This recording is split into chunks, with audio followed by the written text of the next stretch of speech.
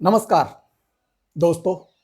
आज जोश और जुनून की कहानी में हमारे साथ है बरेली के लोकतंत्र सेनानी, वरिष्ठ पत्रकार और वरिष्ठ वक्ता श्री बीरेंद्र अटल जी, जो हम सब के साथ साझा करेंगे हमारे पूर्व मुख्यमंत्री स्वर्गीय कल्याण सिंह जी के प्रेम और भाईचारे की कहानी। बताएंगे कि कैसे कल्याण सिंह जी अपने जीवन काल में लोगों के अंदर प्रेम और भाईचारा बनाए रखने के लिए हजारों हजारों चिट्ठियां लिखा करते थे। तो आइए सुनते हैं कल्याण सिंह जी की कहानी बीरेंद्र अटल जी की जुबानी। बीरेंद्र अटल जी का हमारे इस चैनल में बहुत बहुत स्वागत है। धन्यवाद। बीरेंद्र जी, हमने सुना है कि आप स्वर्गीय कल्याण सिंह जी के साथ बहुत समय रहे, या यूं कह लीजिए आपका अधिक से अधिक समय कल्याण सिंह जी के साथ व्यतीत हुआ। तो हम अपने दर्शकों को आपके माध्यम से ये बताना चाह रहे हैं कि कल्याण सिंह जी किस तरह के व्यक्तित्व रहे थे। कृपया संक्षेप में उनके कृतित्व और व्यक्तित्व पर आप प्रकाश डालिए। चंद शब्दों में अगर कहा जाए तो कल्याण सिंह जी बहुत बड़े एक विचारक थे और चिंतक थे। समाज की चिंता करना ये उन्होंने अपनी जिम्मेदारी और संकल्प ले रखा था। वो कहा करते थे कि झुग्गी झोपड़ी का इंसान मेरा देश का नौनिहाल किसान और महिलाओं का सम्मान, ये उनकी एक तरीके से विचारधारा थी और इस विचारधारा पर सारी जिंदगी उन्होंने काम किया।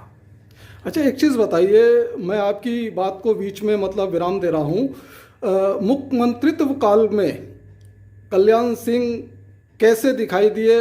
वही दोस्ताना व्यवहार था या वो अपनी उत्तर प्रदेश की जनता के प्रति उनका कैसा व्यवहार रहा? मैंने बिरले ही ऐसे लोग देखे हैं जिनमें कल्याण सिंह का नाम अग्रणी भूमिका में रहा। उनकी सेहत पर रत्ती भर इस बात का असर नहीं पड़ा कि वे पार्टी के कार्यकर्ता हैं, पार्टी के प्रदेश अध्यक्ष हैं या प्रदेश के मुख्यमंत्री हैं। प्रदेश के मुख्यमंत्री रहते हुए भी मेरी बहुत बार फ़ोन पर भी उनसे बात हो जाया करती थी और वे जब बात हुआ करती थी तो 10-20 कार्यकर्ताओं के विषय में मुझसे जानकारी भी लिया करती थी। मुझे लखनऊ भी कई बार जाने का मौका मिला, खूब उनसे बातें हुई मेरी, और उनकी सेहत पर इस बात का रत्ती भर भी असर नहीं पड़ता था कि वे प्रदेश के मुख्यमंत्री हैं। मुझे आज भी याद है, बरेली के पूर्व सांसद श्रीमान राजवीर सिंह जी आंवला के सांसद, उनकी पत्नी बीमार थी और उनसे 1 घंटा उनकी फ़ोन पर लगातार चर्चा हुई। उनको इस बात का बहुत दुख हुआ। पीजीआई में एक छोटे से ऑपरेशन के दौरान ही राजवीर सिंह जी की पत्नी का निधन हो गया। कल्याण सिंह को बहुत तकलीफ हुई और वे तब तक पीजीआई हॉस्पिटल में रहे जब तक उनकी डेड बॉडी बरेली को रवाना नहीं हो गई।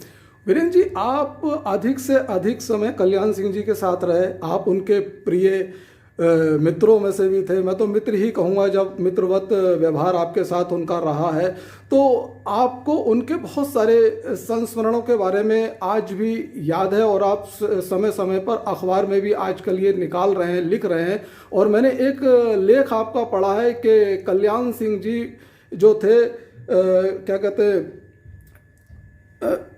पार्टी विशेष के नेता नहीं थे, वो समग्र मानव समाज के हितैषी थे। वो जन जन को मानवीय रिश्तों में जोड़ कर रखना चाहते थे। इसीलिए वो हर माह 2500 लोगों को पत्र लिखा करते थे ताकि मानवता बनी रहे। आपने उस लेख में एक इस बात का भी जिक्र किया है कि जब वो 2500 पत्र लिखा करते थे तो उसमें 5 लोगों का नाम लिखा करते थे। वो नाम का क्या चक्कर है, प्लीज़ हमारे दर्शकों को बताइए। मैंने कल्याण सिंह जी से एक सवाल किया था कि आप पूरा वर्ष भर प्रदेश का दौरा करते हैं, अपनी अतरौली विधानसभा क्षेत्र के लोगों से संपर्क कैसे साधते हैं? उनके मन में तो बड़ा नाराज़गी का भाव रहेगा और अगला चुनाव आएगा तो वो नाराज़गी जताएंगे। तो उनका जवाब था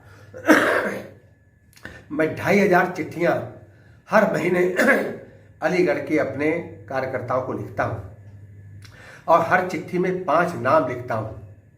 तो मैंने कहा बड़ी मोटी डायरी होगी जिसमें आपके पास इतने लंबे फहरिस्त होगी एड्रेस की।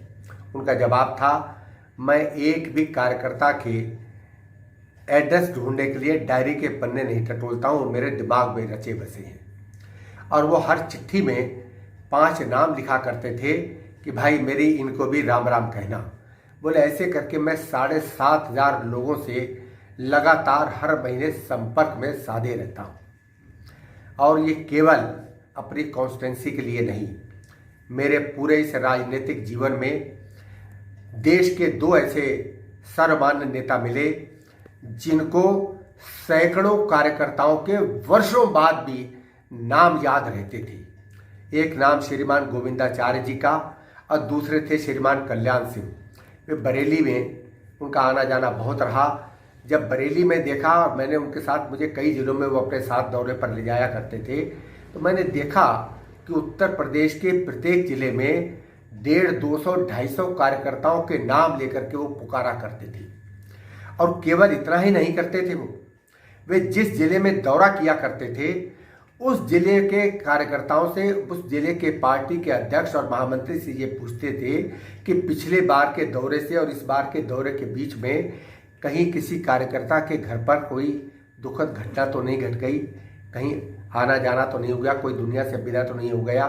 तो उनको जानकारी लेकर के वो कहते नहीं, पहले बाद में बात होगी, खाना बाद में खाया जाएगा, पहले वो अमुक आदमी के कार्यकर्ता के घर पर चलो। इतनी संवेदना थी उनके कार्यकर्ताओं के मन में। मुझे आज भी याद है, अभी एक लेख मेरे पास परसों व्हाट्सएप पर मैसेज आया और उसको पढ़ करके मुझे प्रसन्नता से मैं फूला नहीं समाया। उसमें लिखा हुआ था, और वास्तव में मैंने देखा कि कल्याण सिंह का पूरा जो जीवन, अगर मैंने राजनीतिक जीवन उठाकर देखूं तो वो बिल्कुल उनकी कथनी और करनी में कितनी समानता थी। उस लेख में लिखा था कि कल्याण सिंह जी ने विष पिया, भाजपा ने अमृत। यानी विष का प्याला धारण किया कल्याण सिंह ने, लेकिन उसका सारे का सारा अमृत का स्वाद चखा तो भारतीय जनता पार्टी ने। आपने उनके साथ रहकर अपने जीवन में उनके किस आचरण को या किस संस्मरण को अपनाया है?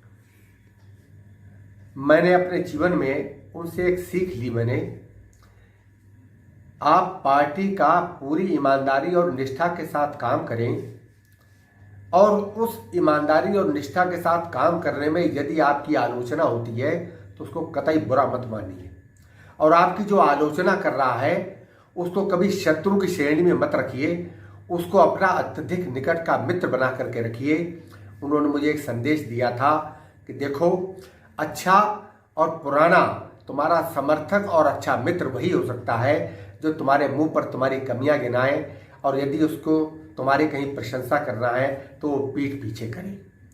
उन्होंने एक संदेश मुझे और भी दिया था, तुमसे मिलने बाहर से कोई आया, उसको तुम्हारे पास तुम्हारा एड्रेस अगर नहीं है तो अक्सर चाय के खोखे, नाई की दुकान, यहाँ से लोग एड्रेस पूछा करते हैं। तो बोले लोग तुमको गाली दे करके भले ही कहें कि देखो वो है तो बहुत नालायक आदमी, लेकिन वो जो पान की दुकान है उनको मालूम है कि वीरेंद्र अटल का घर कहाँ पर है।